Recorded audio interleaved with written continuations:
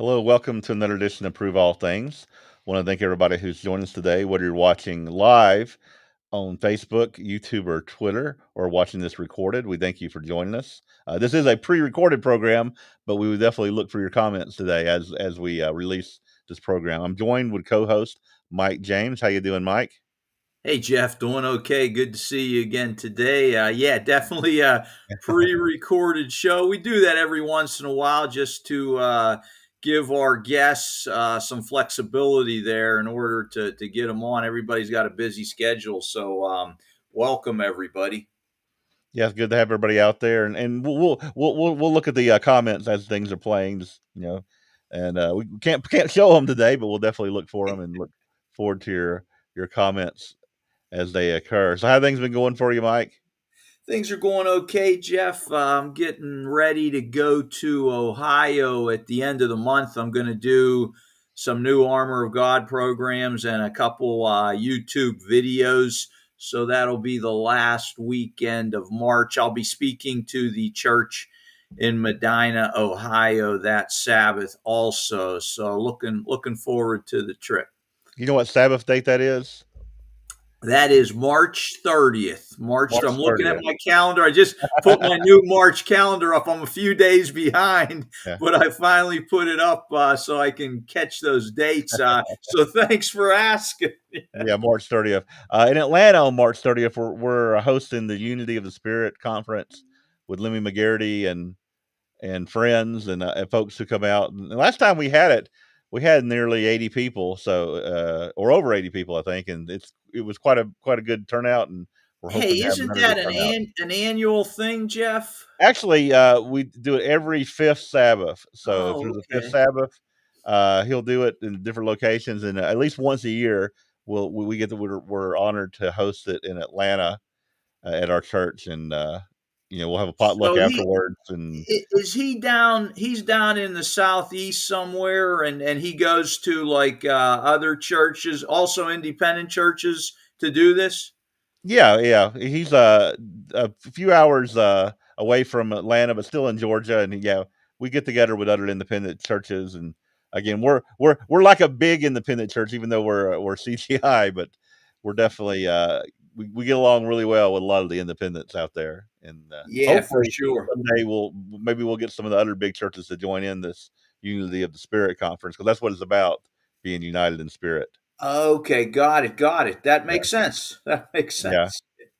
I'm a Speaking of unity, yeah. Speaking of unity, yes, our guest today works on that, and this is Dan Russo from Church of God Network. How you doing, Dan?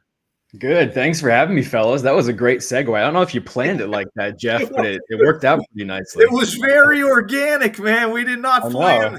Yeah, You guys are pros. yeah. 140 episodes in, it's showing. And Lemmy is your contact in our area, if I'm correct, right? Yeah, he's one of the contacts in Georgia. Again, very nice segue, Jeff. We wanted to talk about that program today and way to tie everything in real nicely. So, if you could maybe give everybody just a brief background about yourself, what you do, and why you're here. Sure. Yeah. Well, this is, I think it's my third time on the program. So thanks, guys, for that. I am on the board of directors for the Church of God Network, a nonprofit that serves the Church of God community by working to build a sense of community in the Church of God to try to heal the divisions, try to bring about a sense of connectedness. And we do that by providing grant programs to give back, encouraging meaningful conversations between brethren, doing things to facilitate connection, whether in person, virtual, whether it's relating to spiritual fellowship, logistical things, any way that we can, in a non-threatening way, facilitate an idea that we're all part of the same community. There might be nuances of difference in belief or culture, but the core is the same. We're working towards the same purpose. So we try to be a positive force on that front. And we believe there's value in an organization working solely on that mission, as opposed to, getting distracted by side things. We know that Church of God organizations have a lot on their plate and they provide for the brethren when it comes to spiritual food, but someone dedicated to this full time is something we see a lot of value in. I think it's definitely something we need because I think a lot of churches don't want to do that. Don't. I mean, I guess at least that's what I feel. They just don't have any programs to get together with other churches. I think it's very hard, especially this far in Yeah. to the various splits. I mean, not only just the ones that happened in the 70s and the early 90s, but I know CGI has gone through it, Worldwide went through it, subsequent organizations have gone through splits. And even now, where there are still periodic splits, but there's been sort of a relative period of peace from some of that. We now have a generation plus of people who are used to their church home, their church situation. They just might not have connections in different groups. So sometimes it's just accidental, or it's based on not having relationships or trust not being built. So, but that's also like a really high hurdle in terms of effort, which is where we come in. We try to bridge those gaps, establish trust, connect people, and take the time and effort to do that, so individuals don't have to expel quite as much effort to find info or make connections or expend money. So we're trying to get the ball rolling, trying to incrementally improve the situation on this front going forward. And sometimes, leaders will reach out and say, we love this, we've been wanting to do this for a while, we just haven't known how to. Like, we don't know where to start. So that's a big function we try to serve. All right. Well, it's good to have you back here with us. And I know one of the things that CGI is hopefully known for is that we try to work with other organizations. Some organizations that have split away from us, we're now working with, which is good. And and some other independent organizations, and so we try to get out there as much as we can. Again, just what I found personally is just getting together with some of the bigger organizations is the kind of the hardest thing to do. It's easy to get together with a lot of independents. Yeah, a lot of that's relationship building too on the Yeah, ground. How close are the ministers that are in a particular area? How much right. effort's been expended to get to know people and really build a friendship and relationship first before, asking even to do like a joint initiative, but sort of put that time in and understand where the problem areas are, the sensitivities are, the logistical hurdles are, and try to find creative ways to start the process, not so much on your terms, but on the terms that the other party is comfortable with. Mm-hmm. Yeah, I had an interesting incident occurred in the last week for me. I was speaking with someone who was originally part of CGI. He's no longer with CGI. He's an independent minister. And he was speaking to someone who's also involved with an independent group that long ago was involved with CGI. And they saw the webcast I did with you, Dan, on your network website there, Mhm. and they were not aware of me, and they said, "Who's that?" They liked what I had to say from what you had put up there, and the fella who knows me pretty well, we still got a good relationship, was telling them, "Oh yeah, he's with CGI," and speaking highly of me, that he's got a good relationship with me, despite the fact that he left and he's independent. And that, yeah, CGI is a good organization. He didn't have anything bad to say about it, but Yeah. that the fact that you're able to get people on with you to speak, and people see that, they may change their perceptions about thoughts they've had about these various organizations at various times. Yeah, and everyone could get involved in that process too, in terms of like, that's the term I use, and I'm sure it's not unique to us, but it's a trust transfer, So, they might the individual might know Church Guide Network and come to trust us for one reason or the other, or they might trust you, and therefore we get the benefit of that. But we try to establish as many relationships as we can and cultivate those. And then that way, if we connect someone with someone else, there's sort of uh, an ease of the burden of, well, who is this person? What do they want? If there's trust between one party, it softens that introduction to the other one and sort of gets the ball rolling in a positive way towards that secondary relationship cultivating in a positive way. Yeah, I saw a result this week. So, Mhm. so what's new since you've last been with us, Dan? Sure. Again, some people might be seeing you for the first time. Could you just tell them a little bit about what the network is doing, some of the projects you got going or that have been going, and Sure. then we can get into some of the new stuff that's going on. Yeah, so some of the old stuff is, we have 3 grant programs that we run to help build community in the church. One helps fund cross group fellowship events. One helps respond to emergency situations in the church. One helps brethren in developing countries either continue their education or start a business. A lot of people might know us for the congregation map that we have. It gets a lot of traffic and usage. We have all the different Church of God organizations and congregations that are publicly listed in one place on a map. Quite a few that aren't publicly listed, but where folks have reached out to us requesting to be added. We have a podcast, the CGN podcast that we do once a month.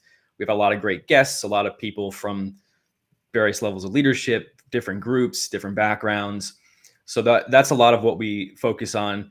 And recently, we've had a few new initiatives over the last about year or so, 8 months to a year. And one of the things we're responding to is this desire we've heard over the first few years of our existence that people really want to be involved, which is great. And the issue sort of was we don't always need a volunteer in a certain area on CGN's end. And what I would tell people is the positive things you can do in your local area to make a difference on this front.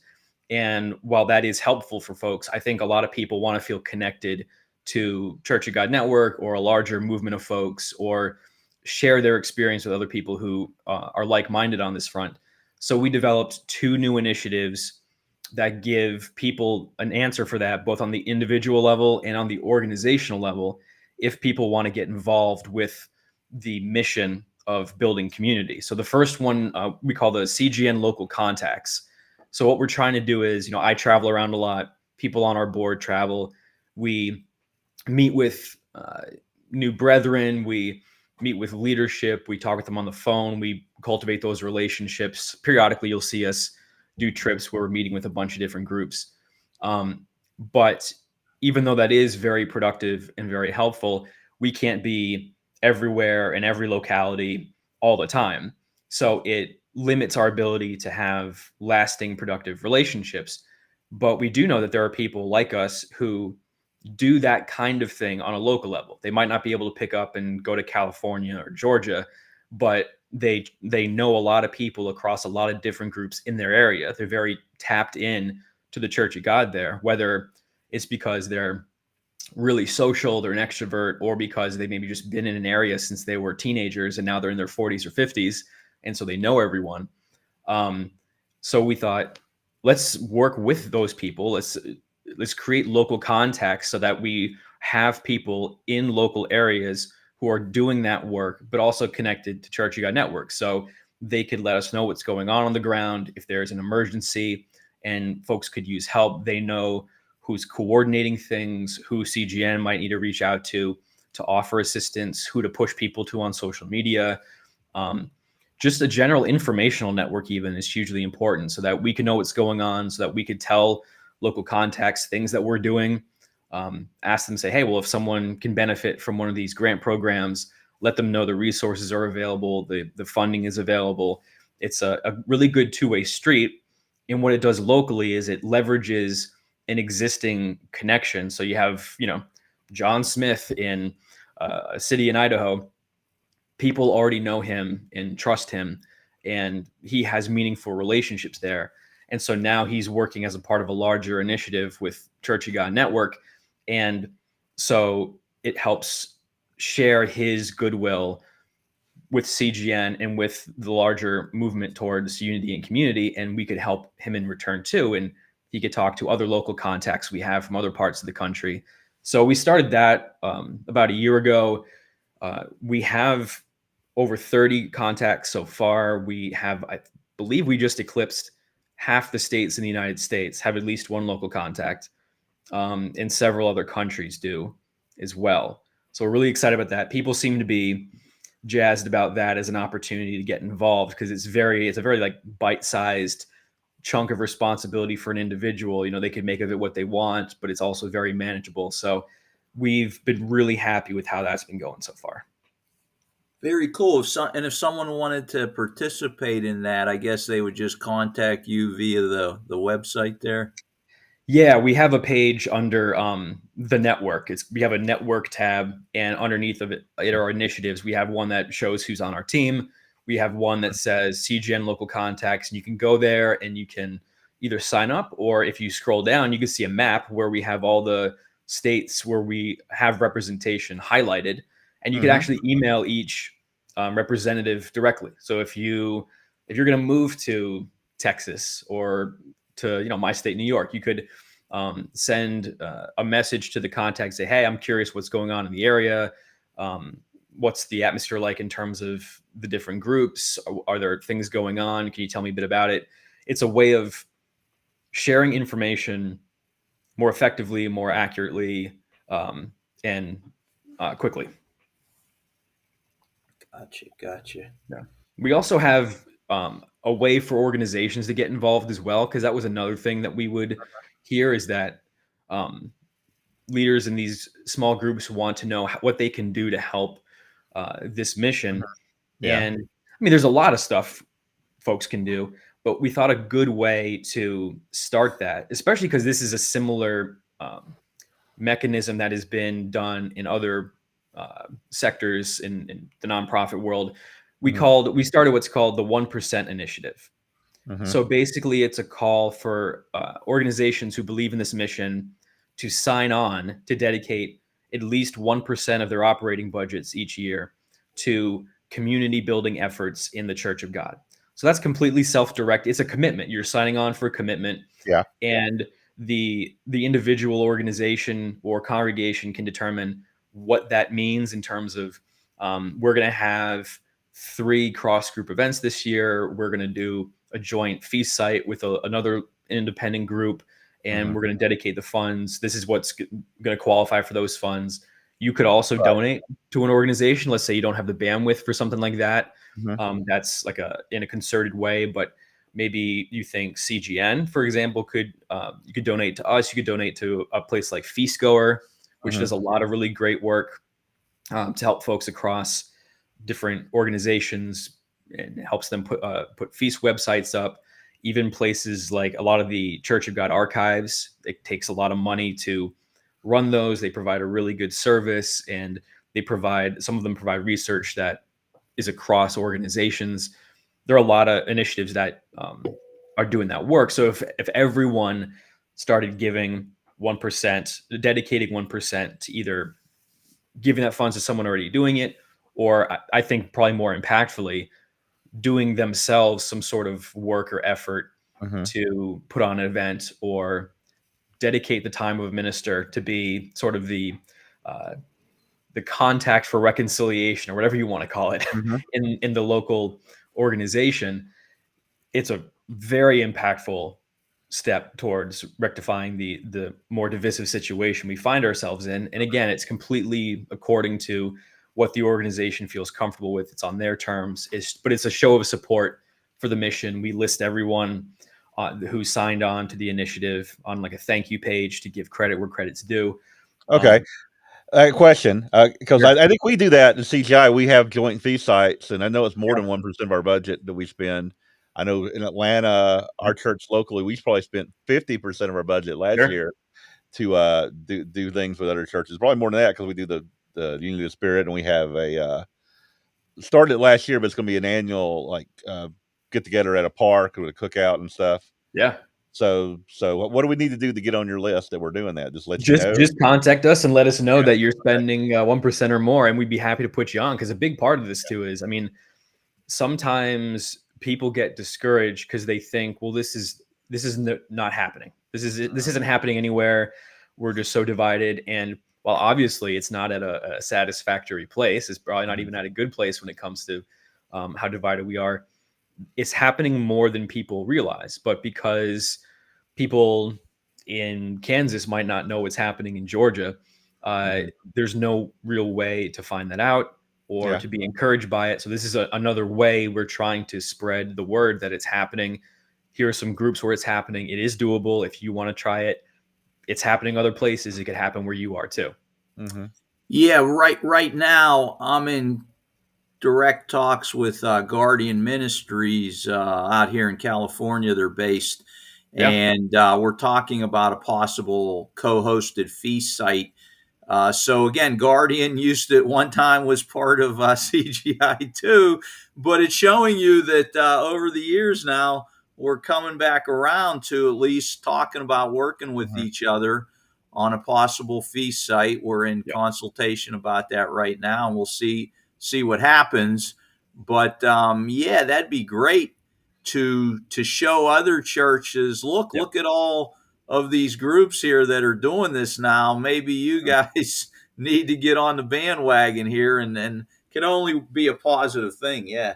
Yeah, and it's all about the mission, right? Like it doesn't not everything has to go through Church of God Network or any one organization. Like we love hearing about this kind of stuff, right? We have the 1% initiative for people to sign on to give either give credit where credit's due, or for if people want that sort of spur on action. But if it has nothing to do with it, if it's like, hey, we're working to do a collaborative feast site, would you guys give us a shout out? Yeah, absolutely. We want to shout out as many things like that are happening as humanly possible. We also have a grant program, the Ephesians 4 project, that helps fund those things. So if you wanted to do it, an initiative, and even let's say you had enough funds to do it, like I'm assuming it's probably not an issue for you all and Guardian, but if you're like, hey, you know what? If we had an extra X amount of dollars, we can subsidize the cost for the people attending, or we could do this thing we wanted to do where we might have had to cut it if we didn't get this extra funding. We want to help with that as well. Like anything that lowers the barrier for more unity and community building events to happen is what we're all about. Yeah. What are some events that you've done in the past, that you sponsored in the past, just to give people ideas of things that could be done? The things. Sure. So there were groups that actually were the leadership worked together, and they had a joint Days of Unleavened Bread weekend, a joint Pentecost service, which was a big deal. We had a group of younger folks do a presentation, not quite a TED Talk type thing, but they had interest from the community about Church of God beliefs and keeping the Sabbath, and they hosted an event that was helped to be put on by multiple groups, where individuals came and they talked about the various beliefs of the Church of God. There were times where people got together just like informally and had a barbecue, but 3 or 4 or 5 different groups came and joined them. There's a annual black tie event, they call it, in one part of the country, where I think 7 or 8 different groups show up and fellowship together because they've had connections over a long period of time. We helped them when they wanted to expand one year. So you could really get creative as long as it's involving more than one group.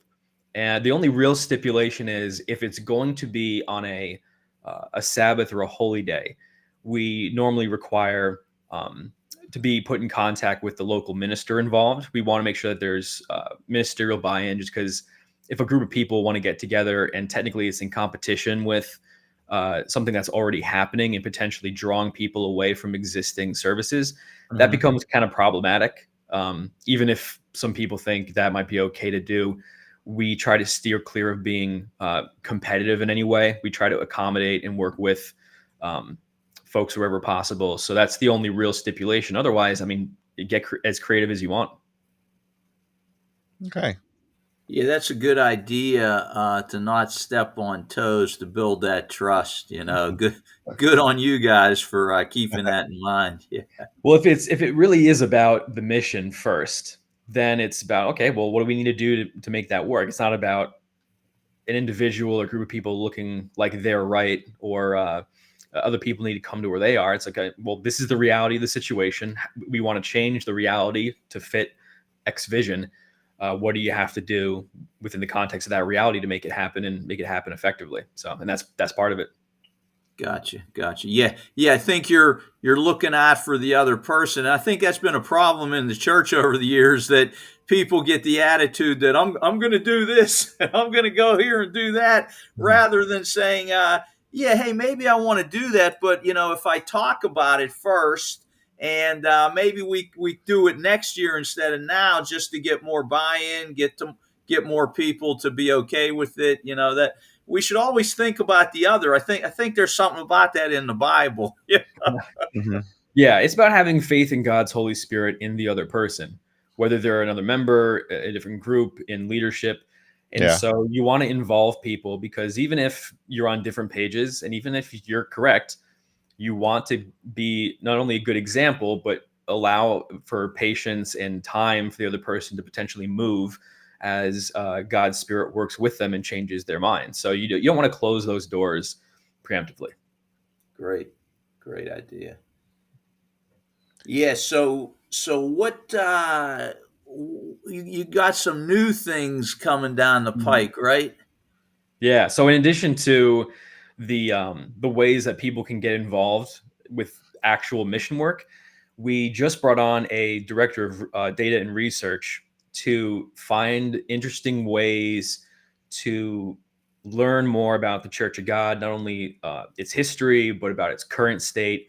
We have some data sets that are pretty unique to the Church of God, in terms of even just having all the publicly available congregations and what church organization they're associated with. You can get quite a few really interesting insights with good data sets. And so we have a couple. We're trying to build a couple more. And the gentleman we brought on, Mark Philip Pebworth, has a PhD. He has experience in data visualization and working with large amounts of data. I have a bit of experience, not nearly as much as him. And we have a few folks on our data team who volunteer to help out, who also have related backgrounds. And it's been really fascinating to see what you can gather from creative analysis. One of the things we're looking at right now is determining what the average ministerial circuit is in the church for organizations that have multiple congregations. Because I think anecdotally, many of us know that, man, my local pastor covers 6-8 hours of territory, and so it's either a huge burden on him and his family, or a congregation might not see the local pastor for 2 or 3 months. So we're trying to find ways to quantify that. What's the average ministerial circuit? Because then the implication obviously becomes, if it's big, is there a way to help that? Is there a way to logistically connect with another group, share resources, have check-ins across the ministry? It doesn't need to be where a minister in a local group is giving a message, but can there be some sort of way to work around these great distances and these bandwidth issues? Even something very simple, right? Something that doesn't take a PhD, something that I did. I took our congregation data set and worked with it in Excel, made a pivot table, looked at, okay, well, how many organizations do we have? And how many congregations does each organization have? And when you look at that table, that readout, you realize that, okay, I think there's 150 different organizations represented on the congregation map. And over 100 of those are organizations with one congregation. So Wow. that paints an interesting picture of the Church of God, Yeah. Yeah. in terms of, and when you break it down by size, right? Just sort of Mhm. recalling off the top of my head. Then you go, okay, well, how about groups with 2 to 20 congregations? Mhm. Maybe 6 or 7 or 8. How about 20 to or 21 to 100? Maybe another 8 or 10, and then you have 3 or 4 who are above 100. And it really shows you how the Church of God is dispersed in terms of size, in terms Mhm. of each circumstance brings unique challenges, right? I mean, if you're a larger organization, uh, you might have bandwidth issues with your minister, whereas you might not if you're an independent group. But if you're an independent group, sustainability might be a thing. And you might be very susceptible to population migration trends, where New York has been devastated compared to other parts of the country in terms of population loss. And you can see it anecdotally in the church where, people who were in the church back in the 70s and 80s talk about how vibrant New York was, how many brethren were there, and now it's like a dead zone. And so, but nowadays the implication is greater, because it's not just one church with changing membership locations. It's if you have a one-off congregation with 50 to 100 people and economic factors lead to a migration out of that state, it's going to destroy the congregation. So it's just things to think about from a 10,000 foot view in terms of what issues might be coming with the church in the next 10, 15 years. If you're a small group that's regional and has more than one congregation, maybe a couple paid ministers, but not a huge budget, retirement planning might be a challenge. You might not, have you gotten ahead of that? Do you have some sort of setup? It doesn't make sense. Might not make sense to have a retirement plan cost-wise, but maybe there are other ways to provide, creative ways to provide for your ministry. There are a lot of implications to good data sets and quality research. Hey, on that point about what you just discussed, something occurs to me. We have a small group in New Mexico, Aztec, New Mexico. So I get over there, like you're saying, every 3 or 4 months or so to visit with them. Yeah. But one of the elders in our headquarters office knows a United minister who has a part-time home about an hour and a half from Aztec. So he let him know about our fledgling group there. And we get this United minister when he goes to his other home for part of the year. He will go and speak to our group there in Aztec. And I recently got to in the last week or so. He offered to let me stay at his house, but it's about an hour and a half north of Aztec. The drive is already 10 hours for me to get there. I don't want to go another hour and a half, but I really thanked him for offering that to me. And again, he's in United, and we're able to now talk. I know him. He's helping us out, and I can see where that information, if you're able to get that out to the churches, especially the bigger ones, to say, hey, you do have this independent group that's 5 miles from you. Maybe you can have a quarterly meeting together and take turns to kind of, do what the network's trying to do here. What do you think about that information, later looking at it and then coming up with ideas on how you can use that information? Yeah, I mean, personally, I think the implication, I mean, there are huge implications for every size group, but I think a big one is for the independent groups, right? If you want long-term sustainability of the community, and you probably want to work with different groups in your area pretty actively, because it provides more fellowship. It will provide more access to friends in the church growing up with your kids. That's something you value. So given how transient the locations and sizes of some of these independent groups might be over the next decade or two, I think it'll show the need for that community to have more localized contact. But then, the bigger groups, absolutely, not only as a way to serve the other Church of God organizations, but a way to alleviate burdens from them, because they have a much greater administrative and workload burden, given how, even though they're only a small fraction of the organization number, they have the largest number of people in it. So it's very top heavy population wise. So there are a lot of implications to that. And the thing we're trying to do, like a lot of the work we do is iterative. So we're trying, like we said, we try to pave the way, to lower barriers, to try to do things that are non-competitive, to change the dynamic in the church on this front.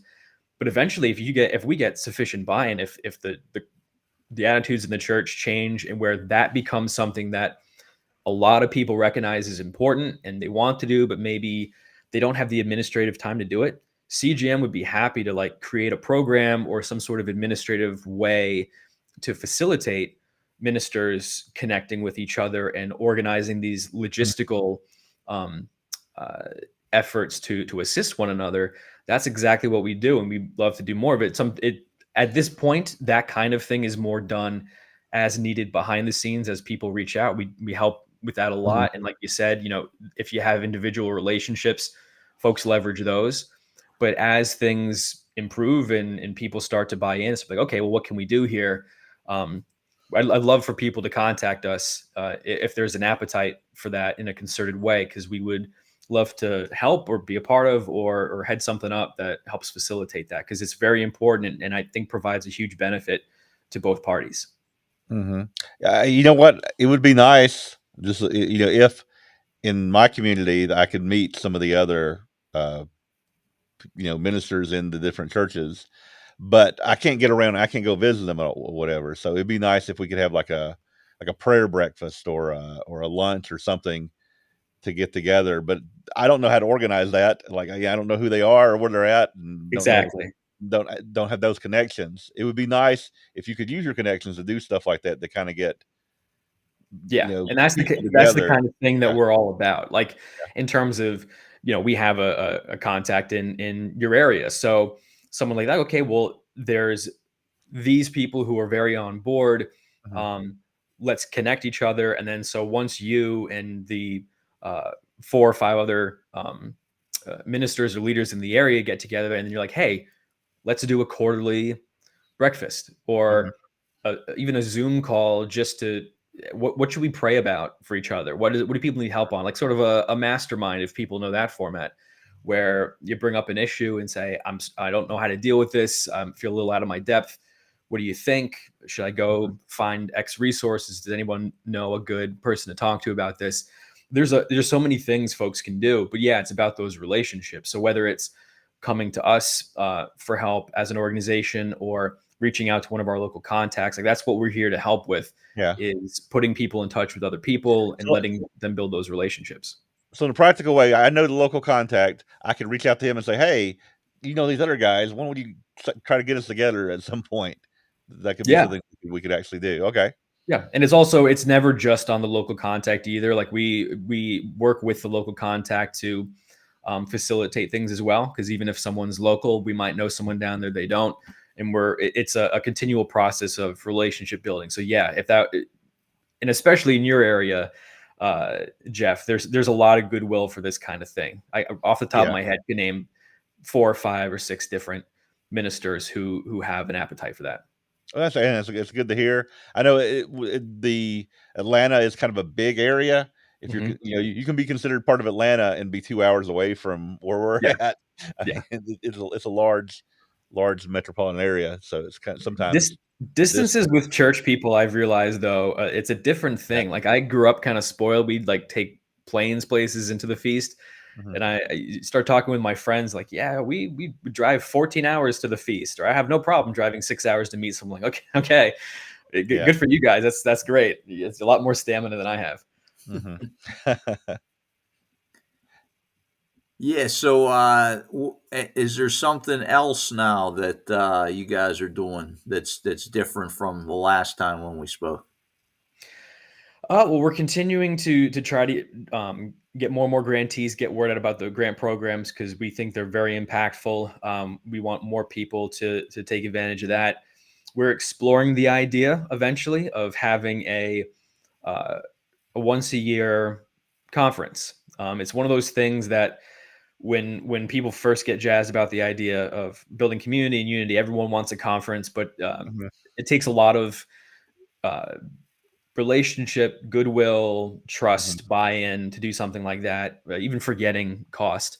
Right. But we're approaching our 5-year anniversary in August, and we think we're approaching a time where we might be able to start doing that and Mhm. have the conferences be themed, perhaps even schedule them or arrange them around some of our research and data findings. We present a report, maybe have a panel discussion, have fellowship and meals provided and things like that, probably in a central location where there are a lot of brethren, like a Mhm. Texas or a Nashville or Mhm. Atlanta. Um, that's still tentatively in planning. We have every couple of years we have a strategic planning meeting in person with the CGN team. We're having one in May where we're going to discuss a lot of this stuff and how we want to approach things going forward.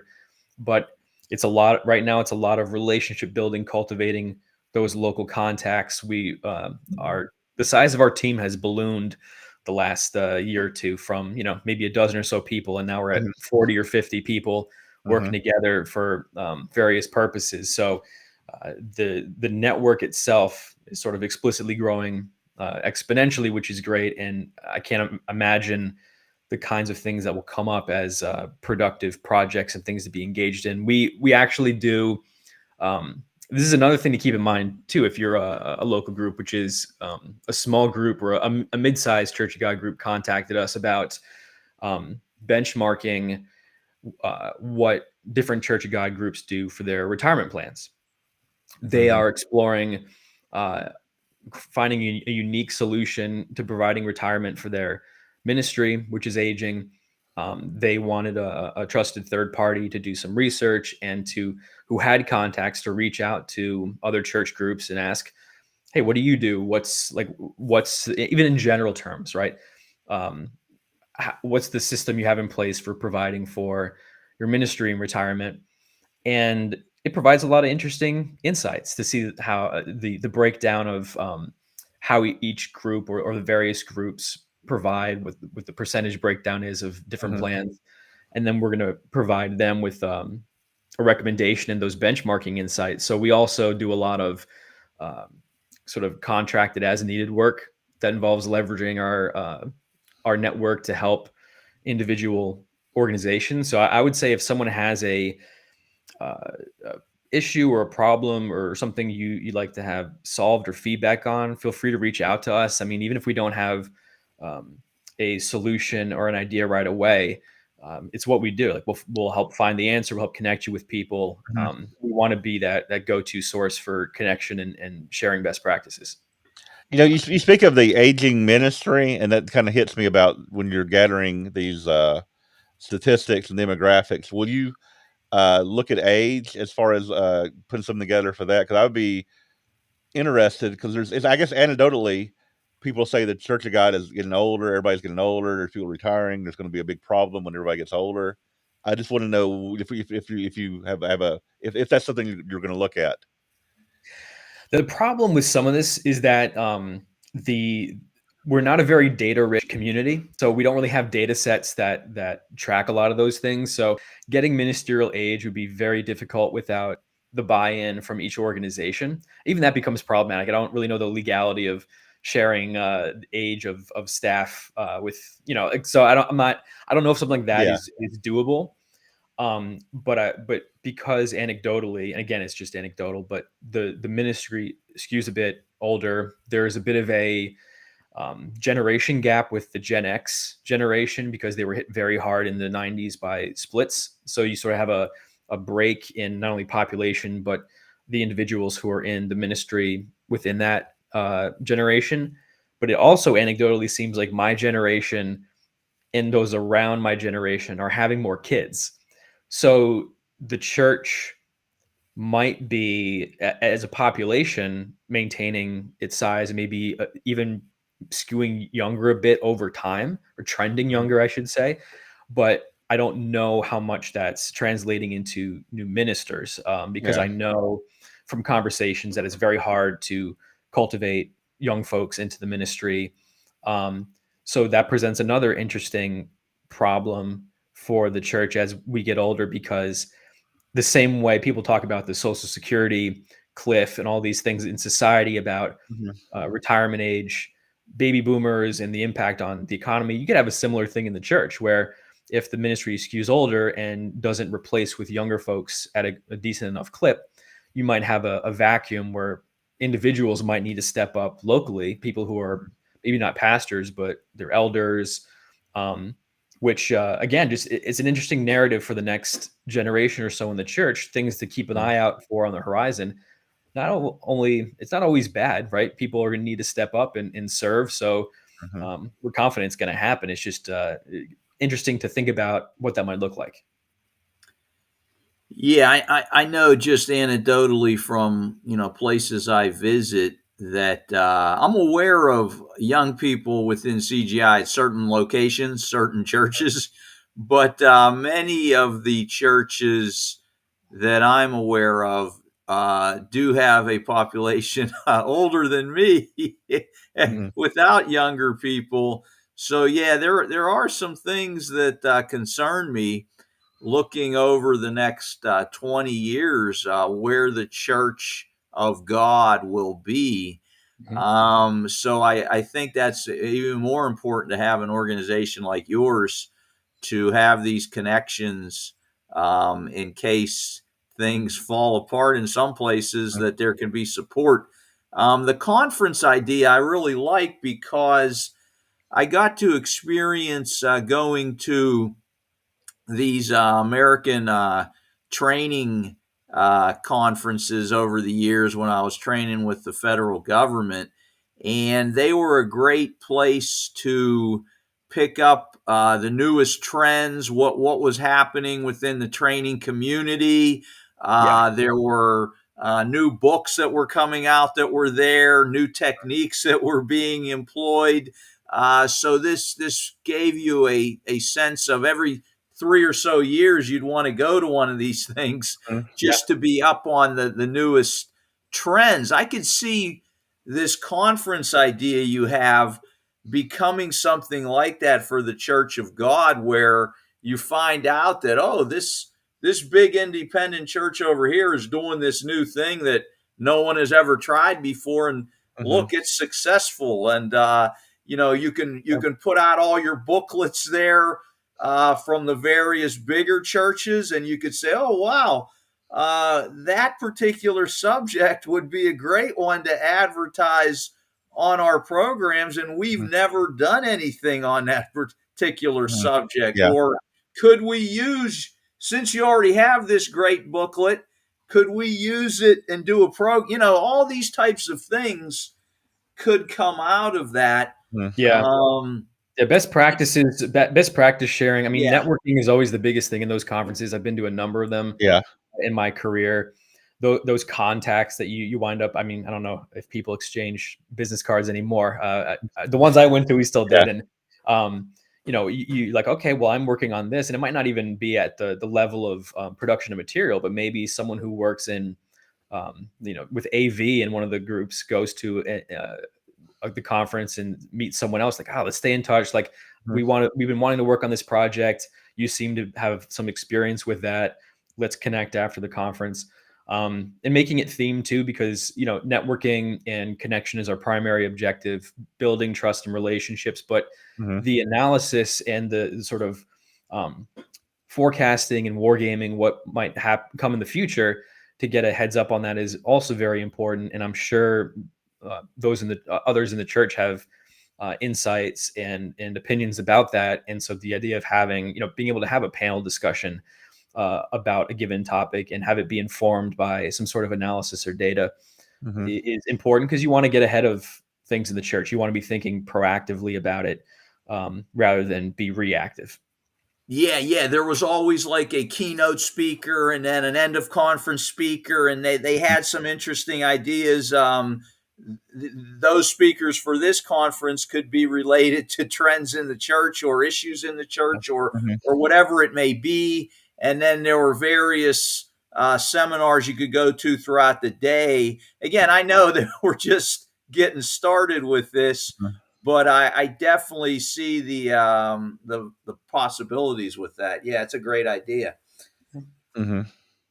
I know, it's kinda similar to, like, Common Faith Network a little bit when I go to some of their activities. It's the fact you can meet, people in other churches. I've been invited to different independent churches just from going to, different conferences and different things people have put on, and I think for me, what I would look forward to is making those connections. Probably, that's how I met my wife, was at a conference. So Mhm.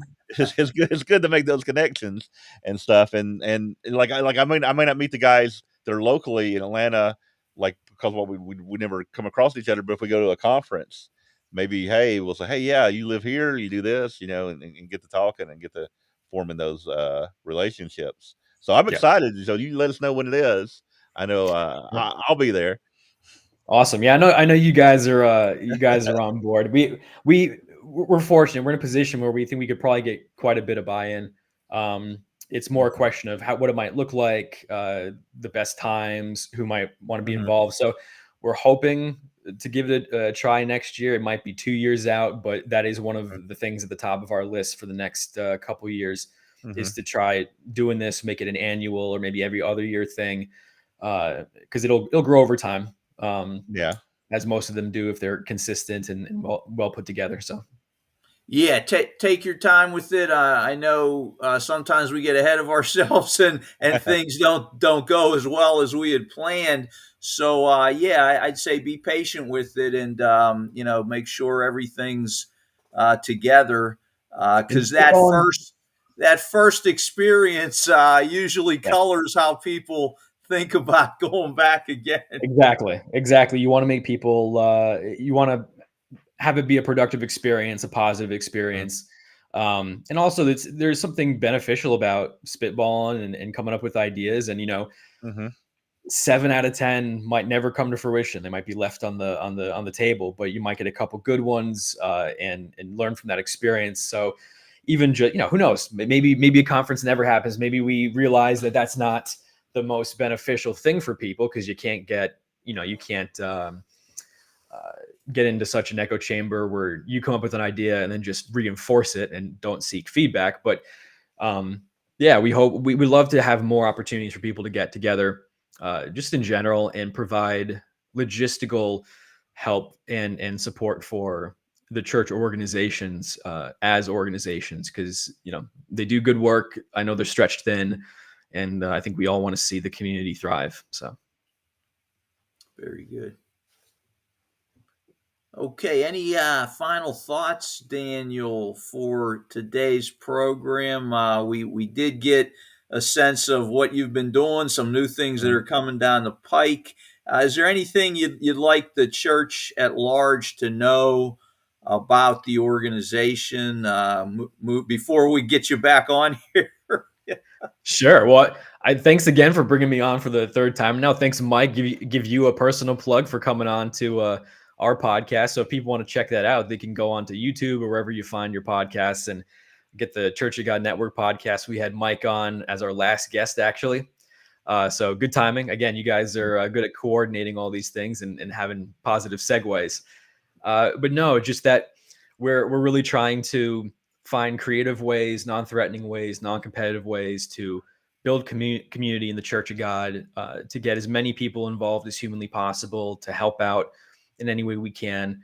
And we just recognize that it's going to take all of us doing something. So a big part of what we do is try to remove barriers and hurdles for individuals to do more, because if we realize if everyone started doing just a little bit, the state of the church would change positively in a pretty exponential way. Gotcha. Well, thanks. I appreciate you being here and all you guys are doing there. Jeff, any final thoughts?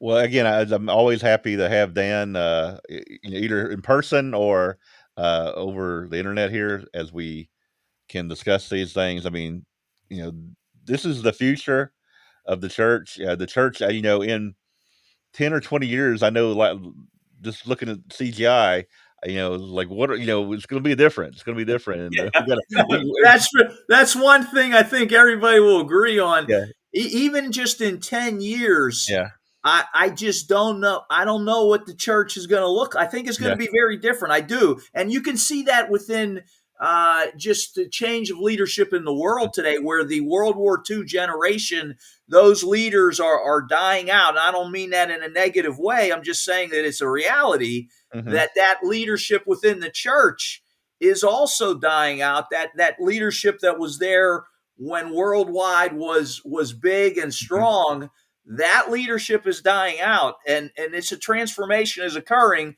And where are we going to be on the other side of that transformation? Yep.